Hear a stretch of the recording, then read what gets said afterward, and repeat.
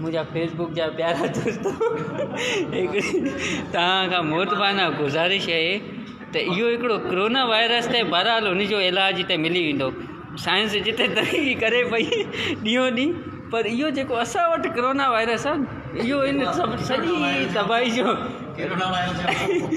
इहो सॼी तबाही जो जेको कोरोना वायरस जेको असां वटि जेको मौजूदु आहे उहो इहो शख़्स आहे।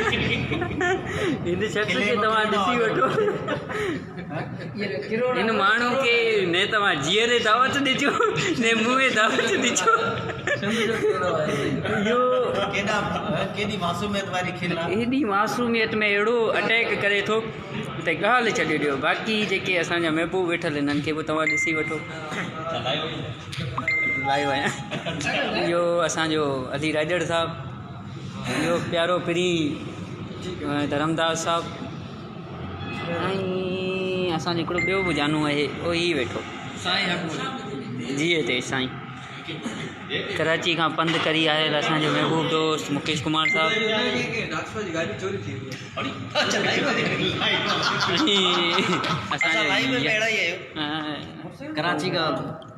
कराची खां आयल यार, हीअ असांजी पूरी सूफ़ी संगत गॾु थी आहे अॼु काफ़ी टाइम खां पोइ।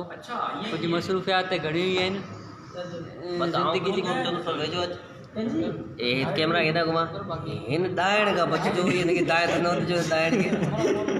हीअ जेको तबाही कई आहे इहो तबाही बाबा त आऊं त सम्झां थो घणनि जो बेड़ो ॿोड़ियो अथई हिन। इहो कोरोना वायरस तमामु ख़तरनाक आहे, हिन जो को इलाजु कोन्हे। त संगत तव्हांजूं महिरबानियूं। हीअ जेके असांजा पहिरां ई सफ़ा मुझियल गुलाब जा गुलड़ा बि ॾिसो त इहे ईअं ई ख़्वार आहिनि। हीअ असांजो अली राजड़ साहिबु सफ़ा अॼु घोटु जी आयो आहे, जुमे राजड़ जो पीउ अली राजड़।